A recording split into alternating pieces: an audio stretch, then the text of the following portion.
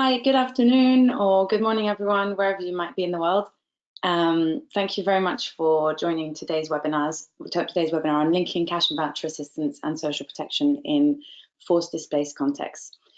So just before we get started and whilst we're waiting for people to join, we're going to be sharing a couple of polls with you to get a better sense of who's in the room.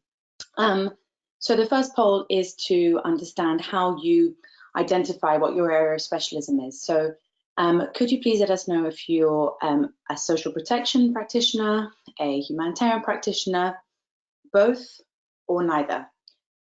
So please fill that in now whilst we're waiting. Thank you.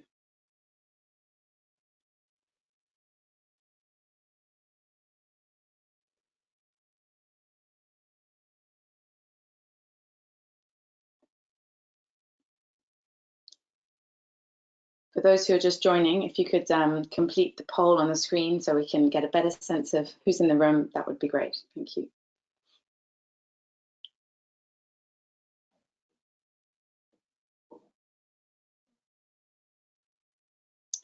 Okay, so Zara, could you please share the results of the poll with us? Okay, interesting. So we mainly have a humanitarian audience in the room today, which is great because this webinar series is primarily targeted at humanitarian practitioners who want to better understand what's involved in linking with social protection systems. We're also really glad to have some social protection practitioners in the room as well, and some who identify as both, because this is really all about facilitating dialogue. And I think our speakers reflect that range of experience as well. So thank you very much for that, and we'll be sharing this as part of the overall analysis of these webinars. We now have a second poll just to understand a little bit more about how you heard about this webinar. So thank you, Zara. So did you hear about it through CALP, through socialprotection.org, through a colleague, or through another source? Again, this is to help us get as much reach as possible with these webinars. Thank you.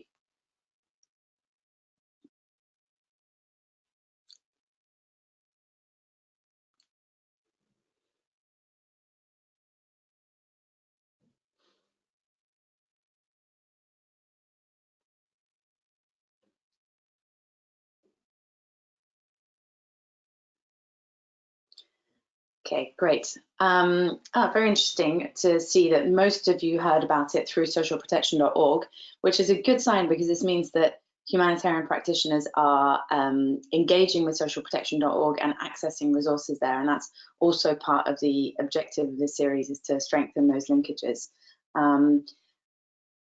So thank you very much for this. It's very helpful for our analysis going forwards. So now we've got a little bit of a sense of who's in the virtual room. We want to introduce our speakers for today. So Karine, if you could move to the next slide, please. I'll start with introducing myself. So my name is Isabelle Pelly. I'm a specialist in cash and voucher assistance in humanitarian settings.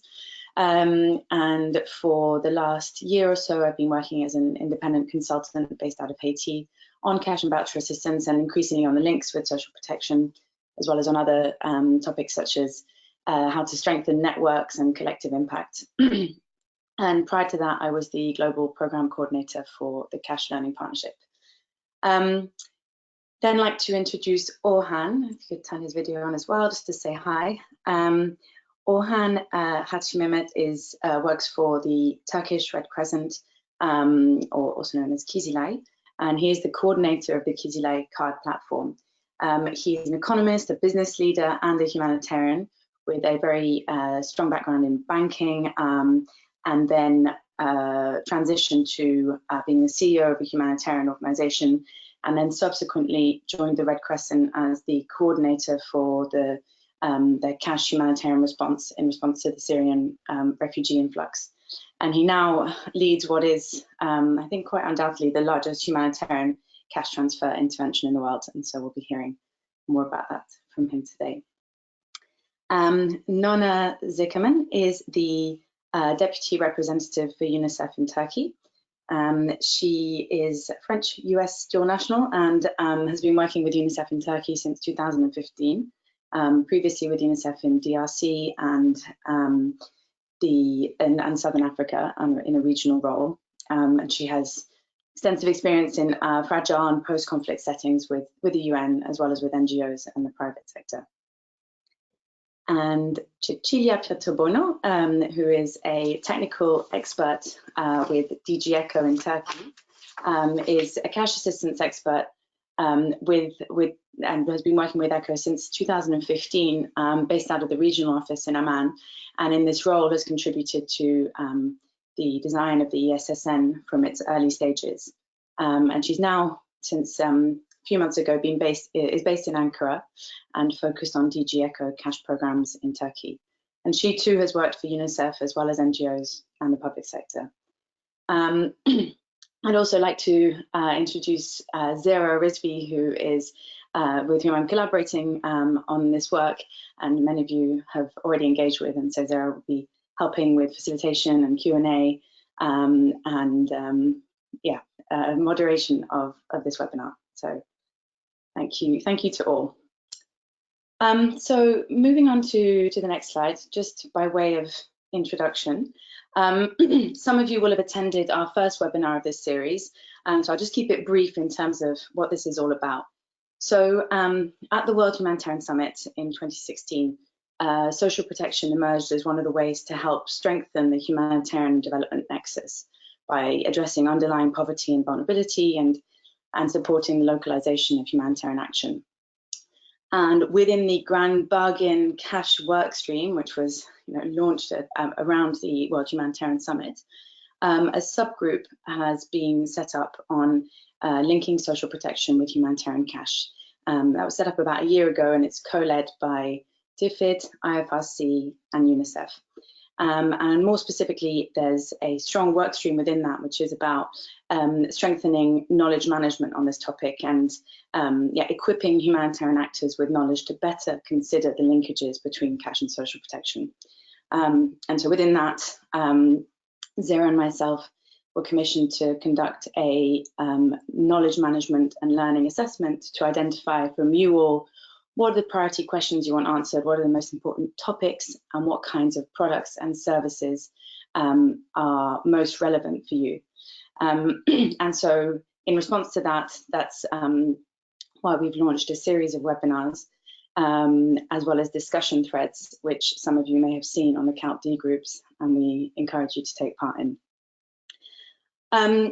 Just to keep this conversation live, and for those who maybe haven't been able to attend, we'd encourage you to use the social media hashtags that are on screen, and Zera can share them in the chat box as well.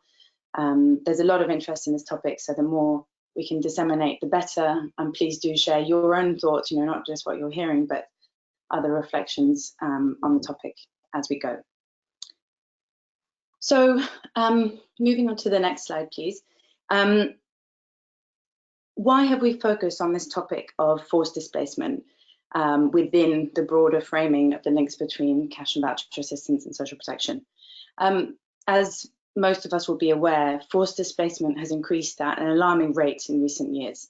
There are currently more than 65 million forcibly displaced people worldwide, of which 75% are in protracted displacement. And a large proportion of humanitarian assistance, including cash and voucher assistance, is being provided in response to these needs. So this clearly opens a window of opportunity for humanitarian assistance to draw on social protection systems, and specifically on cash-based social assistance programs. But this comes with specific challenges and key considerations which this webinar is focused on. So with that in mind, you can see the objectives on the screen. I'm not going to read them out, I'll let you do that. But just to highlight that we decided to showcase Turkey as a successful example of aligning assistance for refugees and nationals, albeit with plenty of challenges which our speakers will explore, and as a basis for considering the replicability of such linkages in different contexts, what is unique to the Turkish context, what isn't, and so on, and use that as a basis to think about what could be done as part of preparedness to facilitate linkages between forcibly displaced populations and social protection systems.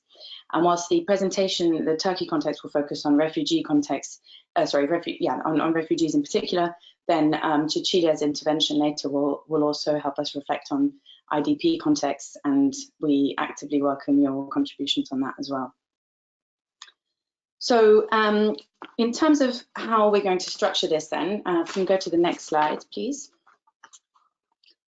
I'll start with sharing some reflections based primarily on work from UNHCR on the opportunities and challenges for linking social safety nets and refugees. And then Orhan and Nona will present, complementary experiences of the overall use of the Kizilay card in Turkey, and specifically the ESSN, so Emergency Social Safety Net Program. And then Nona will go into more depth on the conditional cash transfer for education, and looking in both of those examples at how opportunities and considerations for linkages have been assessed, and what decisions have been made, and what the implications are for sustainability of these programs. And then Cecilia will use her extensive experience in the region and elsewhere to reflect on what we can learn from the Turkey context that's relevant elsewhere, and what other learning we can draw in, and what that means for preparedness. And that should leave us a good 30 minutes, we hope, for Q&A from you all. So please do share your questions as we go in the chat box. Zero will be helping to manage and organize those. And a reminder that thanks to socialprotection.org, we'll be able to also respond to your questions in writing if we haven't been able to answer them during the course of the webinar. Okay, so last little bit from me, going on to the next slide, please, is just to, so just as a reminder, and to be able to frame this webinar within some conceptual frameworks and some conceptual understanding that can help facilitate dialogue between humanitarian and social protection actors. I wanted to share with you as a reminder this framework, which was presented by Emily Henderson from DFID in the first webinar we ran. And this tries to look at how can we conceptualize the linkages between cash and social protection, looking at on the top row, so the x-axis, if you like, the level of social protection system maturity, and on the y-axis and column, looking at the type of crisis response. And if you, or type of crisis rather, and if you see the bit circled in red is really where we're focusing today. So we're focusing on social protection for forcibly displaced, which can cut across a range of different social protection system maturity, if you like, and where the objectives of linking are typically better crisis response through responding to chronic resilience and crisis needs. And this is a framework we'll be referring back to in our subsequent webinars as well. And then in their case studies, speakers will also refer to the building blocks of social protection. So that's the next slide, please, which were presented in the first webinar. And this is a very useful way of trying to disaggregate different elements of a social protection system. So looking at policy, program, and administration. And this is a diagram that comes from the World Bank's Unbundled resource, which is a framework for connecting social safety nets and humanitarian assistance in refugee settings. So you'll no doubt hear reference to that as we're speaking as well. So just to finish this scene setting, going on to the next slide, I just wanted to recap some of the opportunities and challenges for linking social safety nets and refugees. Just to sort of remind ourselves, why is this a topic of great interest right now, and what has been learned so far across contexts? So what I'm going to share draws on two resources from UNHCR, one which is their mapping of social safety nets for refugees, and the other one is guidance on aligning humanitarian cash transfers with national social safety nets. So in terms of the opportunities, we know that there has been a growth in the inclusion of forcibly displaced people, both refugees and IDPs, in national social protection systems, and that to an extent, refugees are increasingly accessing national services in certain contexts. In parallel, there's increased interest in funding social safety nets to address protracted displacement, partly because sorry, as a potential exit strategy from humanitarian assistance and a more effective way of meeting protracted displacement needs. There's also some policy and funding commitments that are supporting this. So, for example, the Global Compact for Refugees and the World Bank IDA 18 sub-window for refugee and host communities. So these are all some of the opportunities. However, the challenges include the political economy of integrating, particularly refugees into government systems, and the questions related to that in terms of sustainability, particularly around funding. And linked to that is really the question of the nature of legal frameworks and certain more restrictive legal frameworks that might prevent or limit access of refugees to certain programs and or services. In many contexts, understandably, there's limited capacity of governments to adapt their programs, and particularly their tools and processes to the impacts of mass displacement shocks. And often, national social assistance provision might be split across multiple ministries. It might be a very complex picture, and so that makes it more difficult to consider linkages. And finally, there's a challenge of the alignment of funding between humanitarian funding and government funding for social safety nets, which might differ in terms of duration, objectives, conditions, etc. So with that in mind, final slide from my side. Next slide, please, Kahin. Some of the key considerations which we're going to be drawing out throughout the webinar are: what is the legal and regulatory context, and what are the implications of that for how refugees can be integrated into national systems, looking at freedom of movement, access to financial services, right to work, etc. What is the alignment of government social safety net and humanitarian objectives? Is there alignment? What is the feasibility of using different administrative building blocks, the database, enrollment process, things like that? And looking across all these considerations, what are the opportunities and risks in terms of coverage, timeliness, the risk of overburdening the system? And with that in mind, is there a role for humanitarians in strengthening the system? So those are just some considerations. There may be others, and please do share them in the chat box. But so with those in mind, we're going to transition to Turkey now. And the reason we've selected this as a case study is because it represents a scenario of a mature social protection system, or at least elements of maturity, albeit with challenges as well, which presents certain conditions in terms of the feasibility of linkages. And also the Turkey example hits many of the themes that we identified in the assessment of knowledge management and learning needs, thanks to all your inputs. So that being said, Orhan, over to you.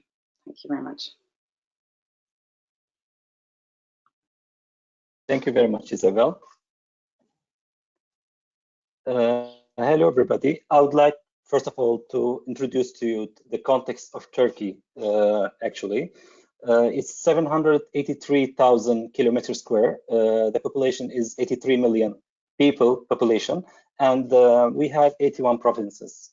The thing in Turkey is that we have an influx of refugees to Turkey, and the number, as many of you could know, it's 4 million refugees who are living here under the international protection and temporary protection. Of course, here, despite the immense scale of this crisis to Turkey, and it's a protracted crisis right now, Turkey has demonstrated an exemplary hospitality towards the refugees. And it was through an open door policy, humanitarian policy. And then we tried to enable all possible measures in order to integrate vulnerable foreigners to the existing social protection policies actually.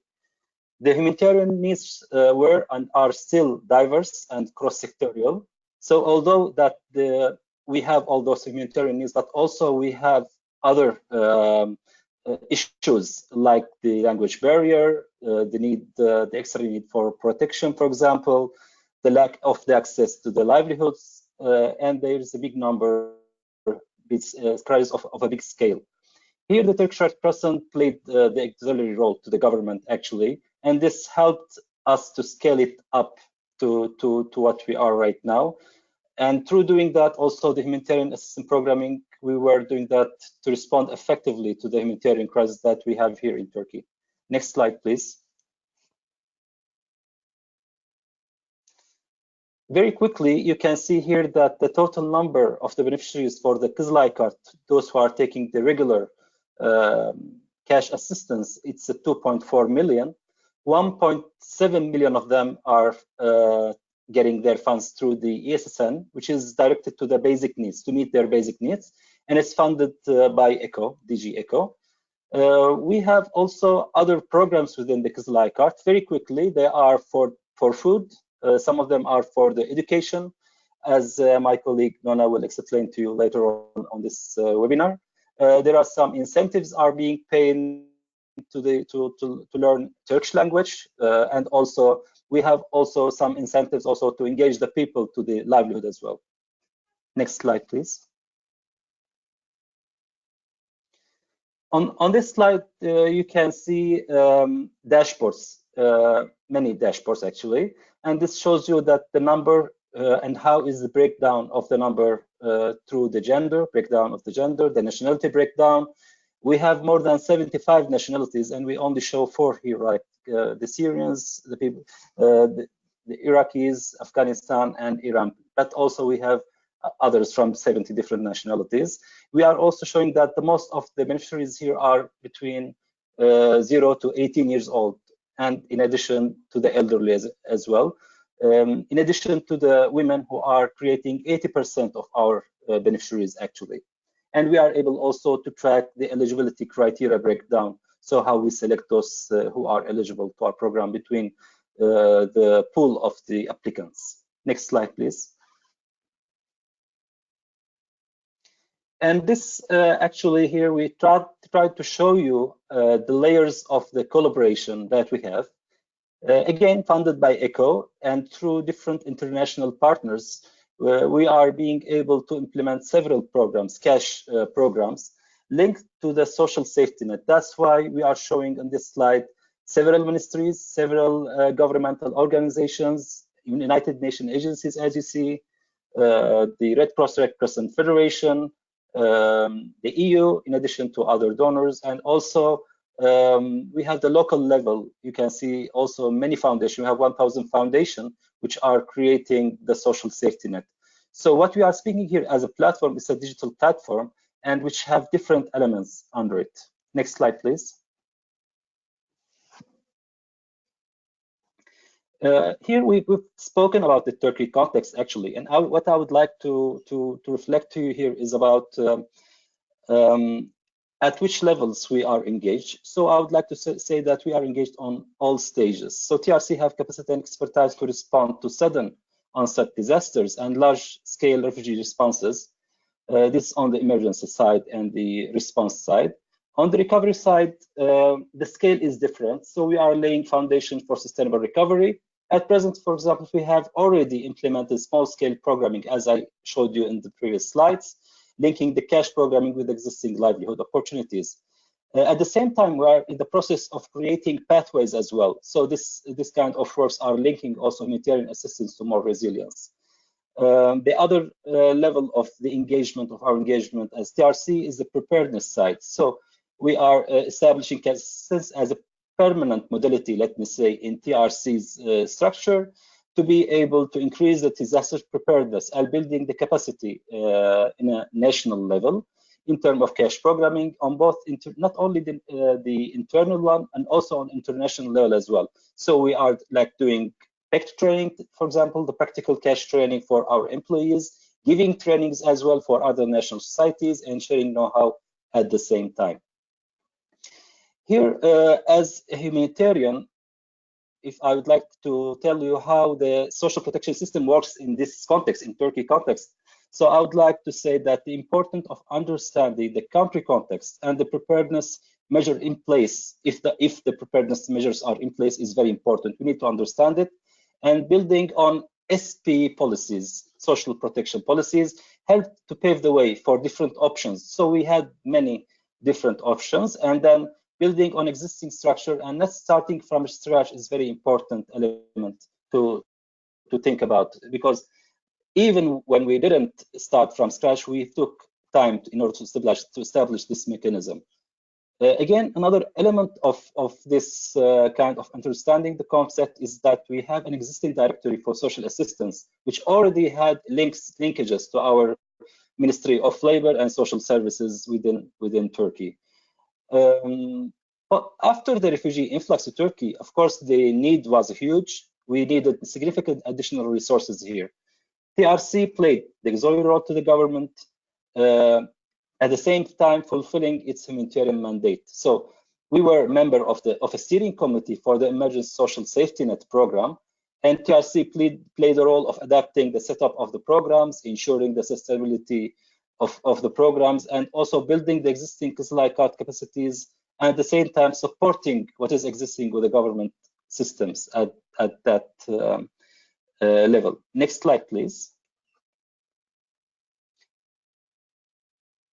Here, I would like to speak a little bit about the engagement with our relevant governmental counterparts.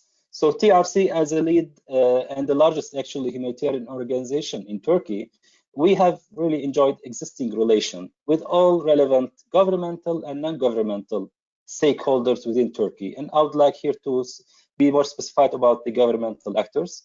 So we have leveraged our unique auxiliary role to the government, as said, and we have done extended advocacy efforts on a higher level, government-led discussions. TRC facilitated the implementation of humanitarian programs and policies, and enabled the integration of different sophisticated systems and modalities, as I showed you on the slide of the partnership before. Of course, TRC as a humanitarian action and Kızılay Card platform embodies the commitment made under the Grand Bargain, which includes increased support for national responders and strengthened linkages between humanitarian and resilience efforts. Moreover, the implementation of programs under the Kızılay Card platform, such as the Emergency Social Safety Net or the Conditional Cash Transfer for Education, involves close partnership with many ministries and governmental entities. Here, we assessed actually different options, and I would like to say that it was a lengthy process. I believe that it was horizontal and at the same time vertical expansion actually, and we have experienced that within the CCT and also the ESSN, the Emergency Social Safety Net. All the options were on the table. Extensive meetings with the government happened. Not only the government, NGOs, DG ECHO, World Food Program for the ESSN, and with the UNICEF for the CCTE, and also the private sector was on the table to be also on those meetings as well. The level, actually, what led us to a conclusion here is the level of preparedness and existing capacity, which made the choice clearer for us. The Kızılay Card platform, the existing social protection system. This is what I meant. We needed to really, but again, we needed to fine-tune those elements, although that our choice was clear, and add the humanitarian essence to them. This took extensive planning, actually, and here the decision-making done as sometimes at the highest level within all the relevant entities, including private sector, us, and the government. Nothing was simple about those meetings and the preparedness of that and the decision taking, although the government was really aware and in favor of cash as a modality from the outset, as they already have 22 different modalities and 90% of their social assistance are being made through cash. So there was no need for advocacy on that side. And also there was another helping element on that side, that the cultural and the religious approach of zakat favored again this approach. A little bit talking about the tools, I would like to very briefly say that we had a robust banking infrastructure in Turkey, and the social protection systems and policies already available were two great foundations to build on our cash transfer program. We also added to this by creating our own integrated system and tools. So we played as TRC a hub role between the international partner, the government, and then we create that linkage between the humanitarian response to the social protection system. Again, very briefly about how we did, for example, collaborate with other governmental actors to do this. Actually, we needed to align with the local rules and legislation, let me say, in Turkey. The refugees here in Turkey are under the protection of the Turkish government. And then we need to make a close coordination with the government to be able to do any kind of humanitarian assistance. Of course, not jeopardizing and letting down any of our humanitarian assistance principles. We have engaged, for example, in the SSN, the Emergency Social Safety Net Steering Committee, which is co-chaired by DG ECHO and co-chaired by the government of Turkey. And this provides us the floor for more coordination, for guidance when it is needed, for advocacy as well. Here, Turkish Red Crescent and the World Food Program are members, and for the, of course, the Emergency Social Safety Net Program, and the other ministries attend based on demands, let me say. And also the Ministry of Family is also a member on that one as well. On the CCTE side, us and the UNICEF are members on that table. And again, it is shared by the government and DG ECHO. Again, very briefly about what Isabelle have mentioned about the building blocks, the policy, program, and administration, and if we did link up with it or not. So I would like here to speak about the integrated social assistance information system of the government, and the government runs that, and it is a comprehensive system actually that stores live data for millions of Turkish citizens and individuals under the international and temporary protection. And those are the foreigners who are the refugees in Turkey, their legal status here. Through the system, all the system can be managed, tracked, and verified. This is very much reliable and credible system. Here, we needed to develop as TRC our own system, which is the Göçmen system. And it was an innovative platform, and also it was a humanitarian platform, allows for the integration of different stakeholders. It provides a stimulus approach to multiple programs actually, and provide also accountability to the donor and also to the affected population as well. Again, speaking about the blocks, I would like to say that we have also established SOPs for the ESSN, which is aligned with the social protection approaches. So we didn't build, again, something new. We tried to build on what is existing. But we tried our best to have this humanitarian angle when we tried to make this aligned. The SOPs of each work stream within the Kızılay Kart platform were elaborated to reflect working modality that is broadly aligned with the national system. Here, I would like also to give another example about the building the blocks. Is about our service centers, which are integrated on the system itself, and physically they are a place of taking the application to that social protection system. So we are the humanitarian actor, we are being able to take the application and playing the role of the humanitarian actor to be able to refer those population to other humanitarian responses when it is needed, like for protection, different protection issues, for example. I would like here also to point to the value for money actually point. Next slide, please. Here, I would like to also point to the value for money point and the linkages which are considered. So the value for money, we have the biggest aspect of it is our linkages to the government system. highly efficient integration, enabling optimization of the results and the quality made through that integration. The trade-offs was about, I would like to speak about the trade-offs actually as a humanitarian organization. So giving some examples of them. So for example, we had to compromise on a transfer value in order to align with the existing governmental social transfer programs. So here the challenge was to widen up the humanitarian imperative for the government leadership. And then what we have did here that although that we have aligned with the transfer of the government, but we have added different top-ups on top of the transfer value. And then we met the needs on the ground, like we have extra transfers for those who are severely disabled, for those who are 40% disabled. So we are being able to do specific top-ups in order to align this with our need-based approach, for example. Another example of that one, of our also approach, here we had a challenge of exclusion error through the targeting criteria, democratic targeting criteria process.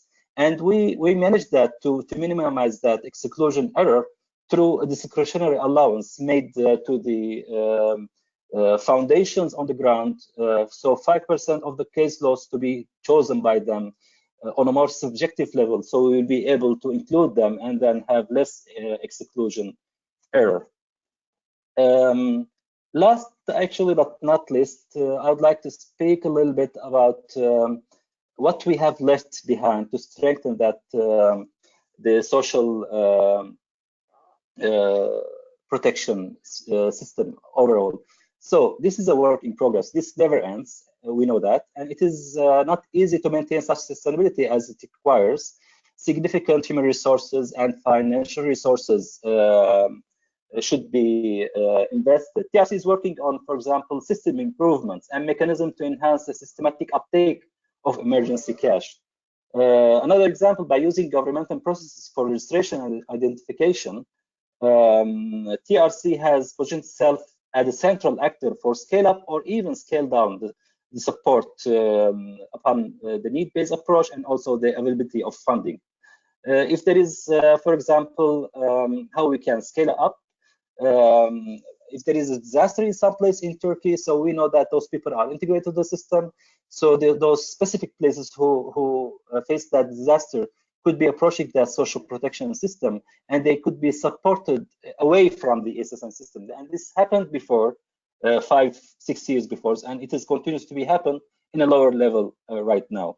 Again, my colleague gonna speak about the CCT program, which is an existing program for Turkish nationals, the conditional cash transfer education, which has been expanded for refugees as well. And here, I'd like to give the example that UNICEF added a non-cash component on this, the child protection component. And I believe that this is very important thing which has left beyond. Thank you very much. Leaving the floor back to you.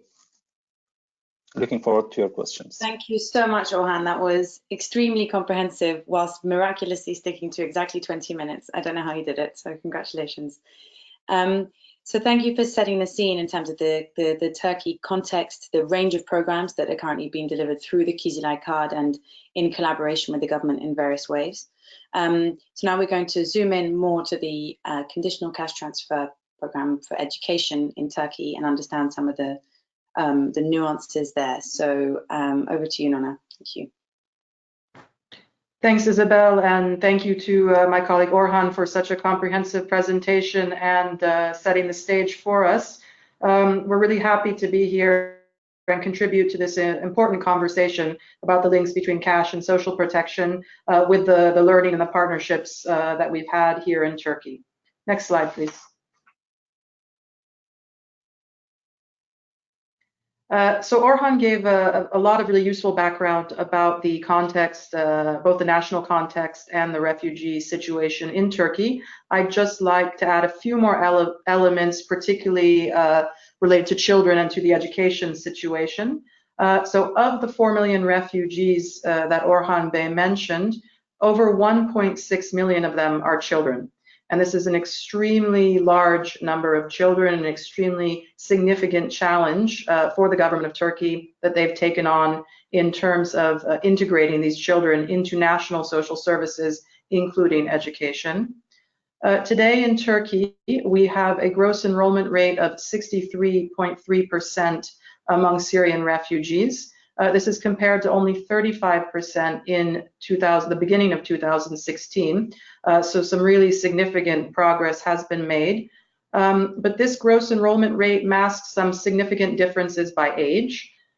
We have almost 90% enrollment in primary, grades 1 to 4, 70% enrollment in lower secondary, grades 5 to 8, but it dropped sharply to 32.9% in upper secondary, grades 9 to 12. So there's still a lot of challenges, particularly for older adolescents in the school system. Despite the achievements, refugee children face a range of schooling concerns. Orhan mentioned the language of instruction. This is a unique challenge in Turkey, not faced in some of the other refugee hosting countries, because Syrian children must learn in Turkish public schools. This goes along with a new curriculum. For many, it goes along with being overage in the classroom, having missed many years of school during displacement. Syrian children face many protection concerns that affect their ability to enroll, attend regularly, and learn. Psychosocial distress, going as far in many cases as post-traumatic stress,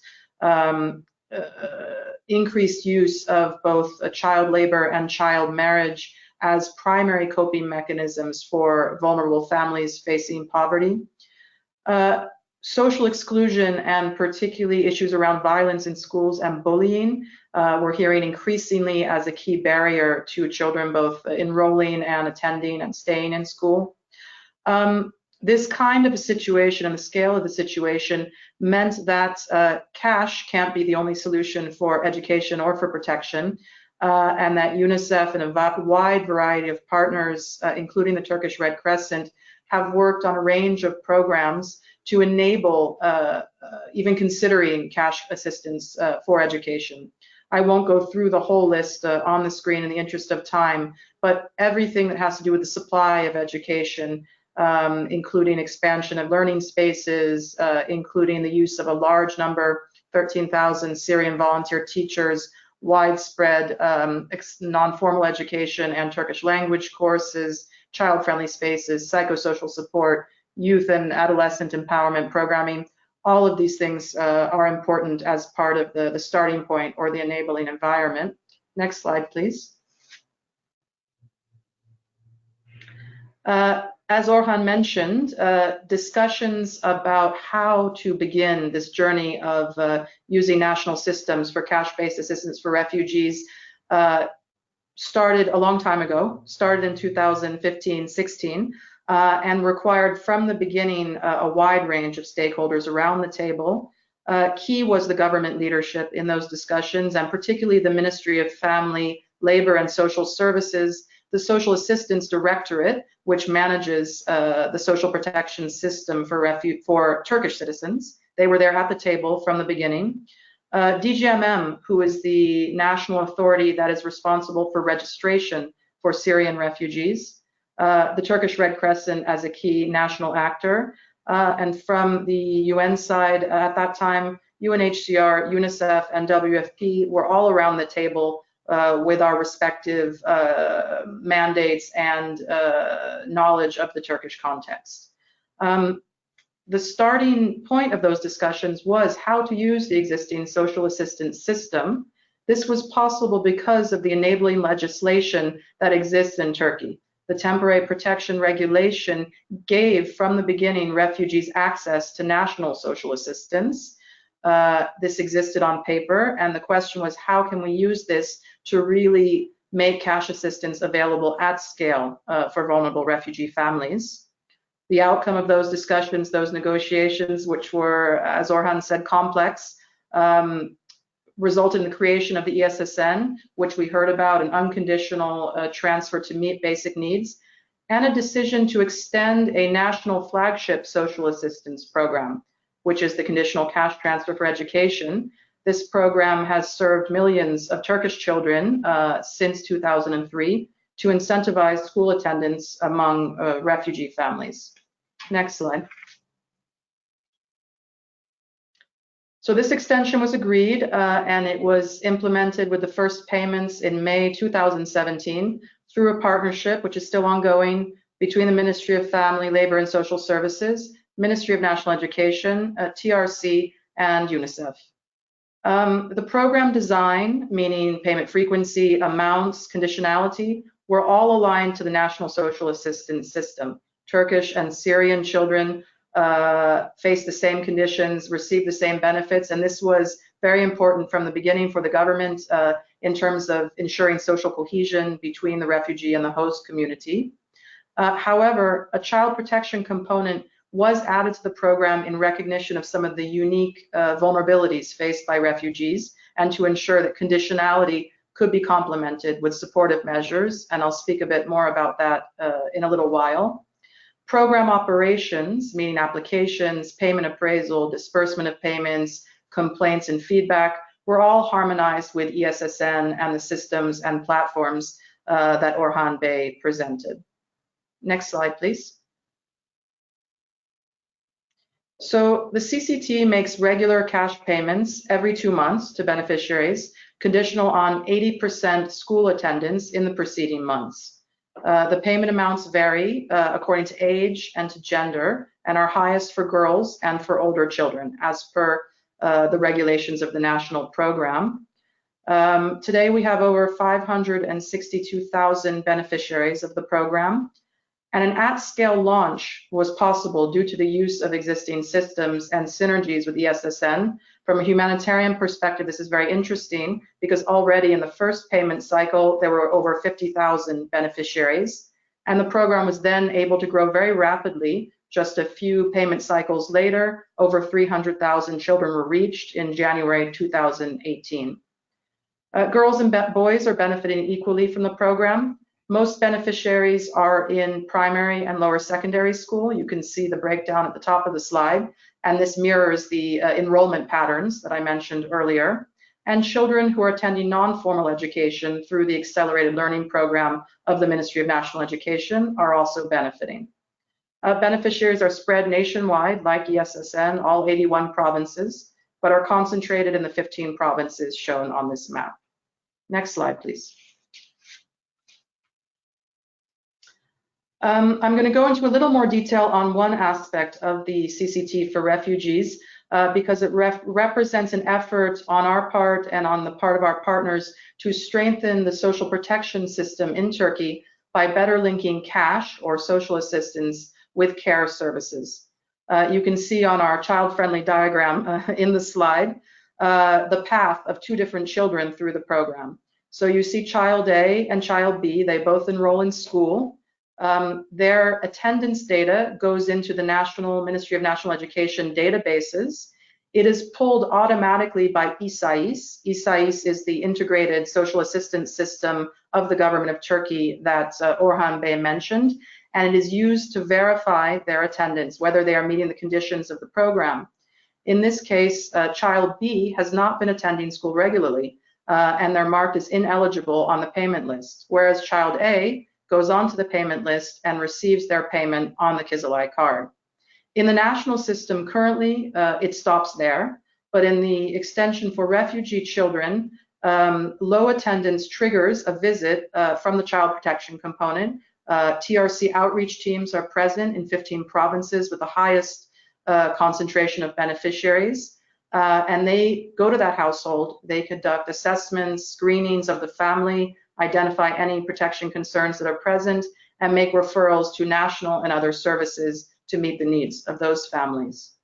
So the idea here was to try and mitigate particularly child protection risks and violations, which are closely intertwined with the economic vulnerabilities of families. These families are by definition socioeconomically vulnerable because they met the criteria for CCT and in most cases for ESSN. Also to help sustain positive education outcomes by ensuring that children are not simply enrolled in school, but are also supported to attend regularly and learn. This child protection component of CCT for refugees has generated significant interest and learning here in Turkey, particularly from national stakeholders. A dialogue is ongoing with the national social protection system and various departments on the incorporation of a similar component in the national program for Turkish families. This is policy dialogue. This is not finished yet as a discussion, but it is helped by the fact that the social services, the child services, are provided by the same ministry in a different department than social assistance, and those linkages are there and getting stronger through this dialogue. Next slide, please. So before I wrap up, I'd like to offer just a few reflections on what we've learned through this experience in Turkey. One is that CCT for refugees is among the first child-focused humanitarian cash transfers being implemented at large scale. 80% of the recipient families are also ESSM beneficiaries, and this complementarity is critical. One, because the access to unconditional support to meet the family's basic needs enables them to make the choice to invest in education with the additional funds received through CCTE, and the same operational modalities have been convenient for the beneficiaries. However, it was important that the CCTE was not administered as a top-up of a basic needs program, but is a program in its own right, with its own communication, with its own design, in order to maximize the education and child protection outcomes that we're looking for. CCT is a multi-sectoral intervention. It requires collaboration and integration of social assistance, education, and child protection actors. And so convening stakeholders for this coordination has been a really important aspect of implementation. Investing in these relationships, investing in this coordination is a factor for success. Also, it's quite important to build on ongoing refugees in each of those relevant sectors, protection and education particularly, but also for ongoing efforts for Turkish children in those various sectors. And there's been a lot of cross-fertilization and learning and trying to get the demand and supply right in many, many complex areas. The child protection component is labor intensive by definition. It needs social workers, it needs outreach workers, it needs a wide reach on the ground. And because of that, has been challenging to set up in humanitarian timeframes. However, it has not only served as a useful model for what we call cash plus care for the national social protection system, but it's also been really valuable in identifying the types of social services that need to be enhanced or expanded to better meet the needs of the most vulnerable refugee families. And the learning, the evidence that's generated from the child protection component of the CCTE is a basis for UNICEF and also for TRC in our dialogue with the national child protection authorities about how to improve the reach and the quality of child protection services in Turkey. The leadership of the government of Turkey to lead this process and to coordinate cash-based assistance for refugees is absolutely critical, and I think national leadership is a success factor for something that needs to be considered in any setting. But their openness also to adapt existing social protection programs designed to better address the additional vulnerabilities of refugees has been instrumental. Orhan gave some examples from the ESSN side. For CCT, for example, the national CCT is only open to children in formal education, but we know that there are many, many children, refugee children in Turkey who require non-formal pathways back to learning. So we were able to extend the CCT for refugees to children in the non-formal accelerated learning program. There's an issue about transfer value and top-ups, particularly when it comes to trying to encourage school attendance among older children. This year, this school year, top-up payments for older children have become available in the national CCTE for children in grades 9 to 12. But in the CCT for refugees, we were able to advocate to have those provided to children in grades 5 to 12, and this is in recognition of the fact that the vulnerabilities are different and attrition, dropout from school starts younger in the refugee families than it does perhaps as a norm in the Turkish families. Next slide, please. So thank you for listening to our example from Turkey, and we look forward to your questions. Thank you, Nona. Another brilliant presentation, and I think very helpful for this audience in particular to think beyond cash and to think about more integrated approaches to programming. So just before I hand over to Cecilia, and perhaps whilst Karine flicks through the additional slides on the CCT, which we've left for you all to have as a reference point after the webinar, I just wanted to share a few reflections. So Karine, if you could just go to the slide that says key considerations for other contexts. So just trying to synthesize really rich content. I think what I've heard is the importance of understanding the country context in terms of local rules and legislation, in terms of social protection policies and how they are implemented across various ministries, in terms of the extent to which different systems are developed and how they might be used, and the level of existing preparedness to scale those up. And also looking not just at, say, basic needs, but also looking at the broader picture, for example, in terms of education needs. And on the basis of that analysis of country context, that's the provides the information for deciding which building blocks it's possible to link with.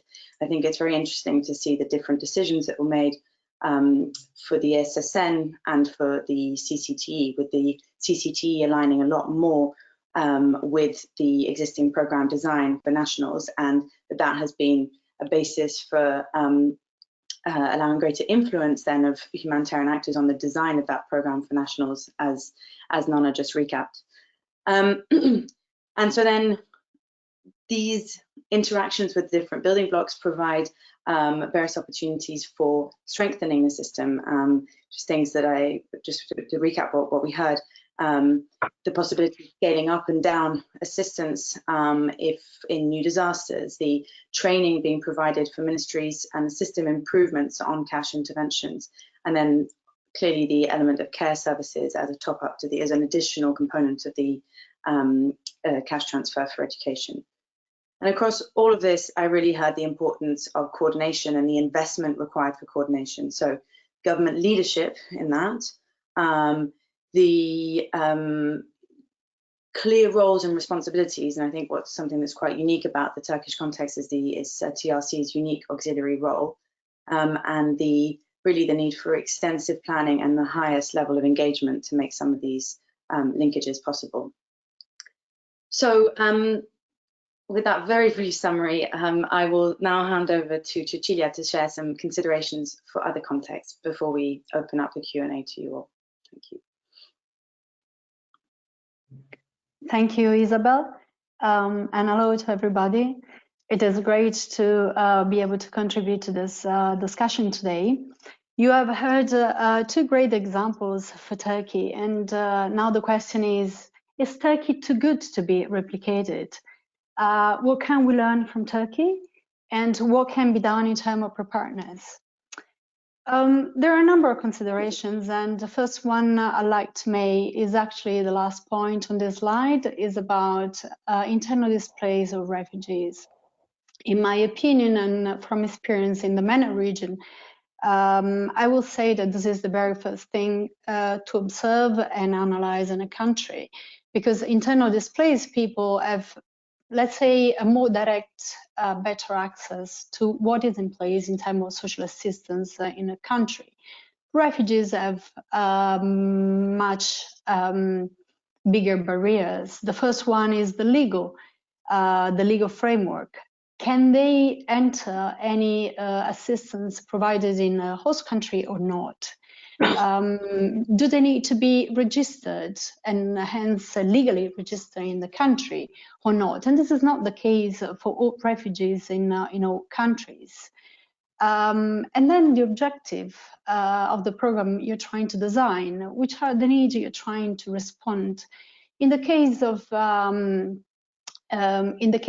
Turkey, the ESSN is trying to address basic needs. Now the question is, does it exist an income support program in Turkey for Turkish people, Turkish citizens? And the answer is not really. And in fact, as you have heard previously from Orhan, a lot of work was done at the very beginning in 2016 to try to discuss with government counterpart and try to adapt the response and not to create something that was terribly different to what it is in place for Turkish nationals. However, the SSN address basic needs and not other type of needs, as it is the case for Turkish nationals. So we needed at the very beginning really to negotiate something completely different. I'll give you another example, Jordan. In Jordan, you have an income support type of assistance for Jordanians, but for instance, refugees cannot access national aid. And this is a fundamental difference. So as you see, you kind of need preconditions, but then you need to work on those preconditions to gain access for refugees. And in Turkey, despite the fact that there was no income support mechanism in place, we were able to create something, to create the SSN that does provide income support. The program does not piggyback on what is in place today for Turkish nationals, but you might see in the future a better alignment, different from the CCTE that's really built on what was in place for Turkish children. So the preconditions, you need a number of preconditions to be able to link social protection with humanitarian cash. And the very first one that was quite strong, is quite strong in Turkey, is the commitment toward cohesion and inclusion. If you don't have that, there is no way that you are able to provide refugees the same assistance that you have for nationals. And then, of course, you need a longer-term strategy and funds visibility. And this is not very typical for humanitarian assistance. As you know, humanitarian assistance doesn't really have a longer-term visibility of funds, nor a very long-term strategy. This is why it is key to put all stakeholders around the table and work together. And this is really a takeaway from Turkey, to work together with all stakeholders involved since the very beginning. I think about humanitarian actors, of course, development and social protection actors, all government stakeholders, the private sectors, the donors, not only humanitarian donors, but also development donors. Everybody around the table since the very beginning, the more, the better the chance to design a longer term strategy.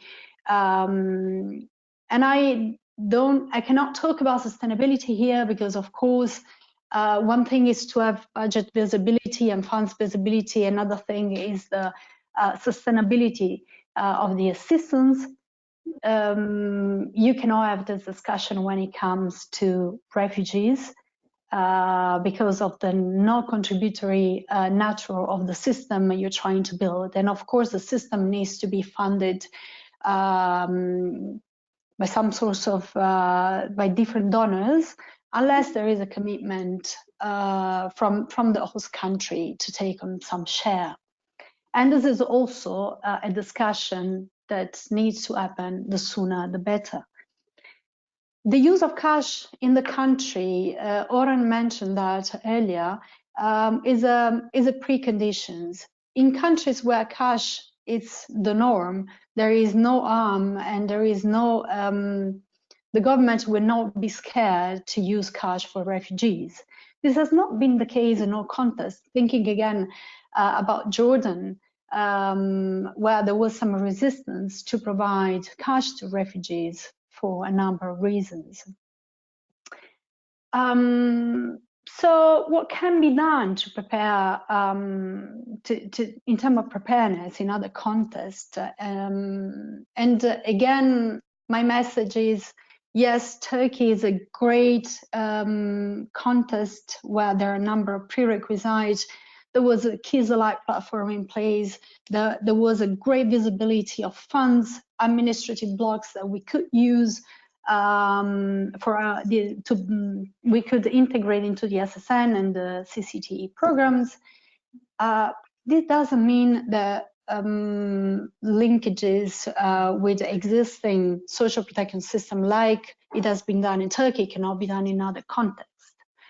What can be done? I will say that, as already mentioned, discussion with all stakeholders is needed since the very, very beginning. Again, thinking about other contexts, Jordan and Lebanon are the easiest here in the region.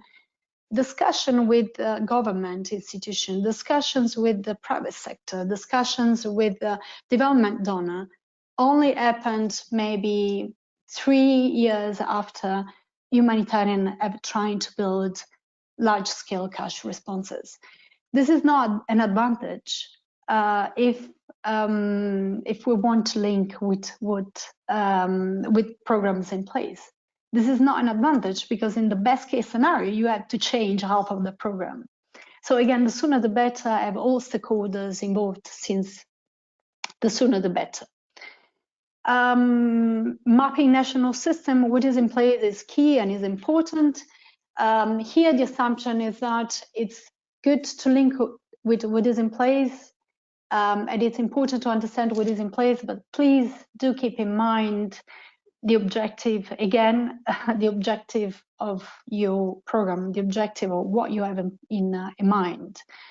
Linking with national responses also means accepted what is offered to citizens in a due country. But very often the assumptions, especially when it comes to refugees, less when it comes to IDPs, is that refugees have greater needs. So this needs to be taken into account and balance and counterbalance with what you have in place. As was mentioned before, again by Orhan, in Turkey you have assistances to Turkish citizens, but a lot of negotiations was needed at the beginning to, let's say, to secure a minimum assistance to refugees, taking into account basic needs. And starting from the assumption that refugees don't have a number of access and families and linkages and economic possibilities in a host country, like in the case of Turkey, Turkish citizens would have. And the last consideration, who will pay after? And of course, this is the elephant in the room, let's say. No matter what you build and no matter how well you integrate with the national system, which of course is the ambition, the question goes back to money. Who is going to pay for the system that has been put in place? And it's easier to answer the question, or let's say the discussion is easier for IDPs, less easy for refugees, because again, the legal framework, they're not resident on part of the, they might not be contributing to the system, and very often they're not contributing to the system. So who pays for the system that we're putting in place? And I leave you with that question, which I cannot answer. And I hope I've given you a few elements for thinking more about how to better link social protection with the humanitarian cash. Thank you. Thank you so much, Cecilia, and thank you for finishing with that particularly tricky question of who pays and helping us think about when those funding discussions need to take place. So actually that leads very well onto the Q&A, and so I'm going to select some questions from our audience and direct them towards different speakers. So starting with combined questions really, one from Dodd Godfrey Kama. He's saying, Orhan, so this one is for Orhan, you mentioned that TRC has no exit strategy. How are you going to sustain this intervention if there's no graduation mechanism in place? And Catherine Titch had a very similar question around exit strategies, if donor funding has to be reduced over time. And perhaps you can take that, Orhan, at the same time as a question from Krista Lenkum, who was saying, well, things seem to be running well in Turkey, but what are some of the concrete challenges you face in managing this huge program? So over to you, Orhan, please. Thank you for your question. About the exit strategy, I would totally agree with Cecilia, and this is a very important question, actually, the exit strategy. And this should be discussed on since the first place. It's a very good quote, the white elephant in the room. What I wanted to say while I say that TRC has no exit strategy is because of the availability of the funding itself, actually. TRC has no governmental funding at all. It depends on individual, corporate, and international donors on its funding. But again, this doesn't mean that as ESM program, we are not working on this direction. With all the relevant stakeholders on the exit strategy, what we are trying to do here is that we have all this population on the social protection system. So for example, if there is a flood hit one city in Turkey, and there are the host community, the nationals, and also the refugees are affected, so whatever is responded there is to the host community will be done also to the refugees as well. So see, this is a part of preparedness. But on the other side, at the ESSN, we are working on a transition plan. And I'm going to talk about this on the challenges question as well, but our transition plan is to have those who are capable of working to more self-sufficient approach of living.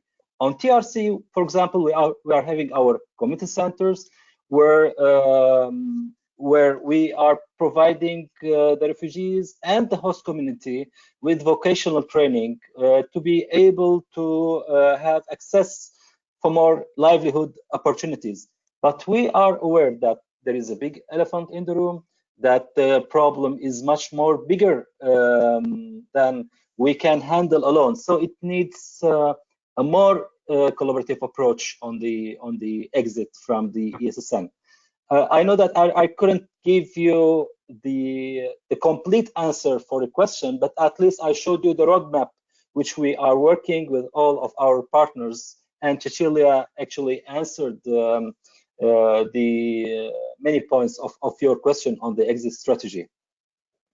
On the challenges side, actually, I would like to share with you a few right now. So one of them, okay, so one of the benefit of the being based on to build on the existing social protection system is to scale quickly and with quality.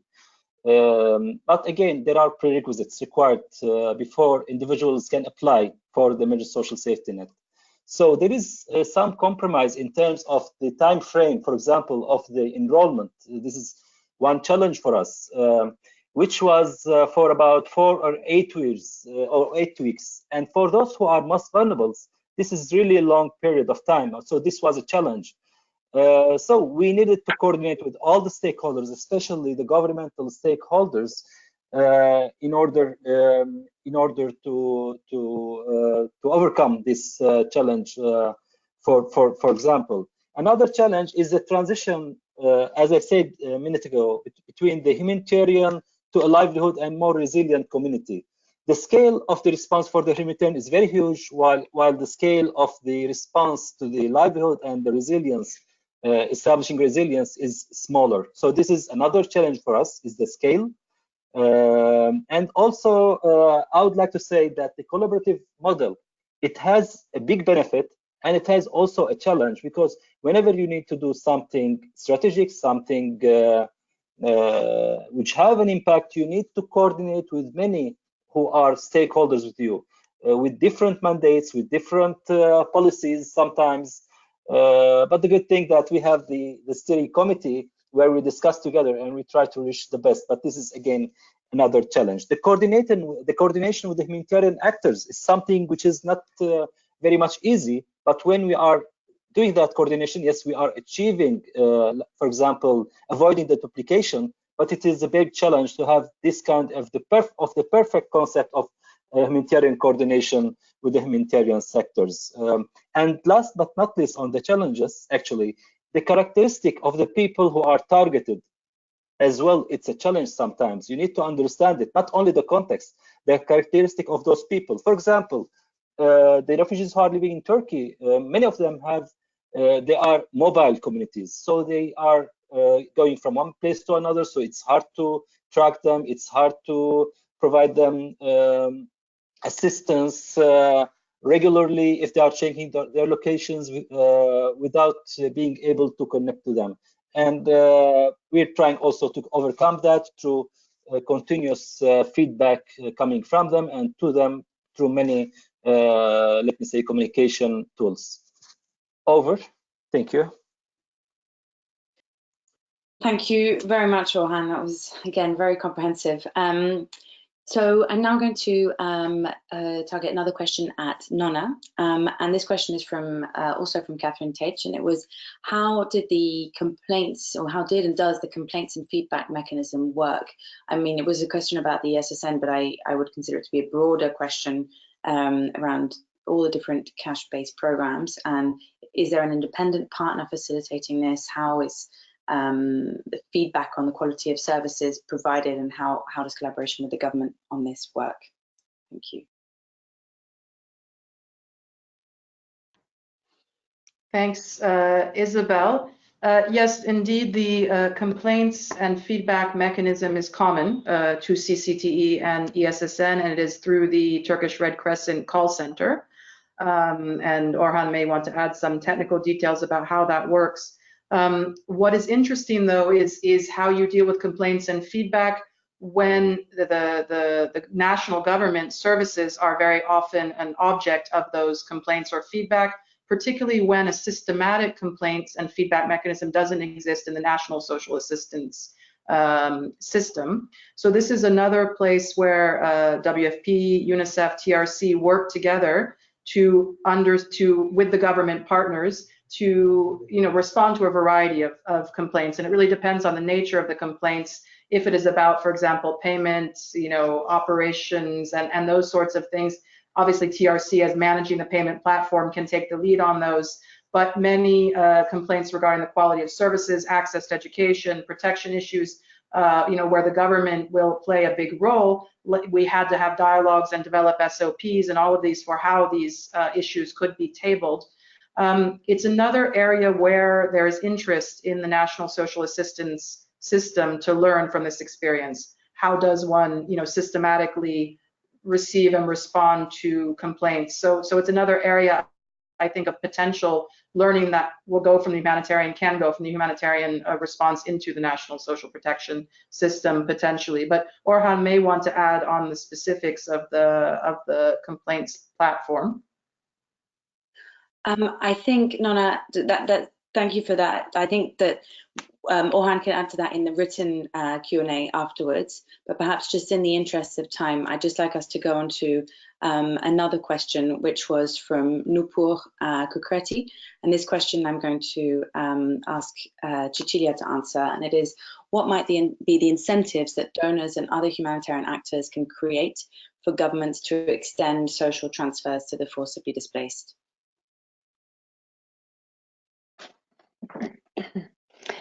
Very good question. A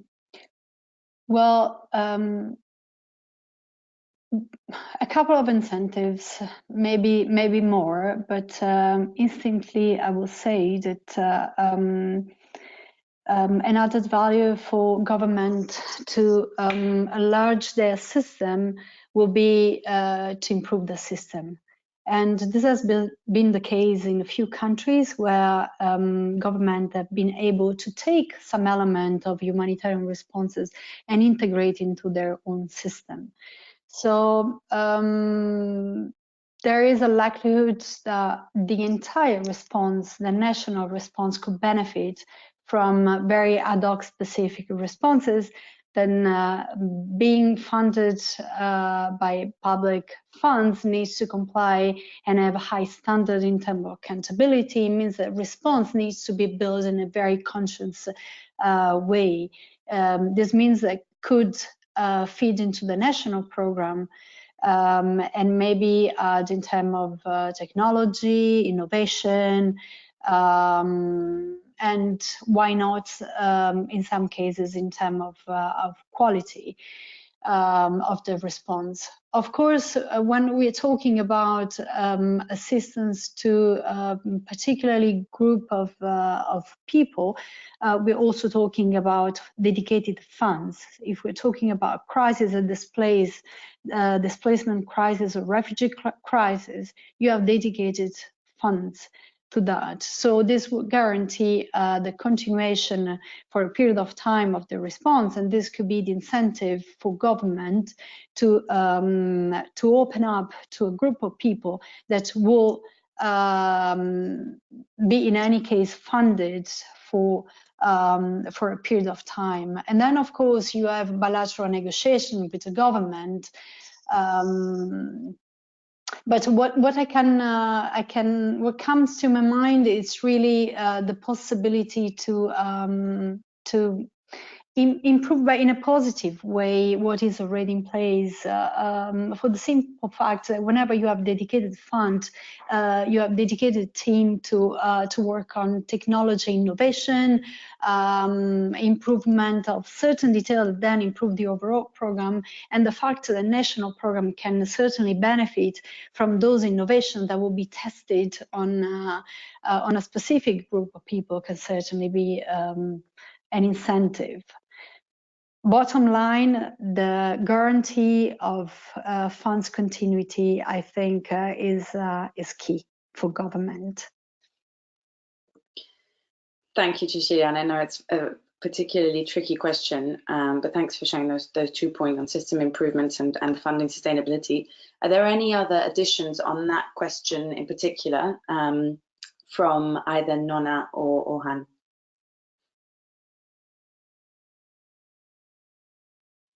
I would mind, I could add something. I think that, I think at least based on the perspectives that we hear from the Turkish government, you know, that this issue of who pays and this question of, you know, burden sharing for refugees is very important. It's important to a lot of governments in the terms of this recognition that the burden is disproportionately placed on a very few countries. In terms of access to services and care and protection of refugees. I think that much earlier engagement of development actors and development financing mechanisms in the discussion would help break through this, because I think for many governments, if improvements to social protection coverage for their national populations can be offered as an incentive, inclusion of refugees or displaced populations becomes possible, but humanitarian funding instruments are unlikely to be able to do that in any sustained way or at scale. So development financing mechanisms from the outset, taking that approach of we're going to strengthen on the system side, as Cecilia said, but also fund extension or improved coverage would be a very substantial incentive for many host governments.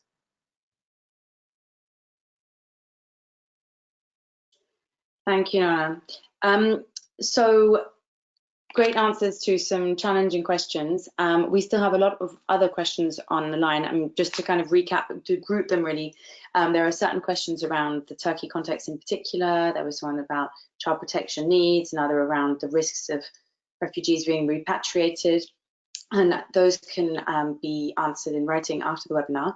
We also had a couple of questions on what to do if there's no system in place. Where do you start from? And the reason I didn't select those now is because that is the subject of our next webinar, which is in 2 weeks today. We'll be sharing some information about that very shortly.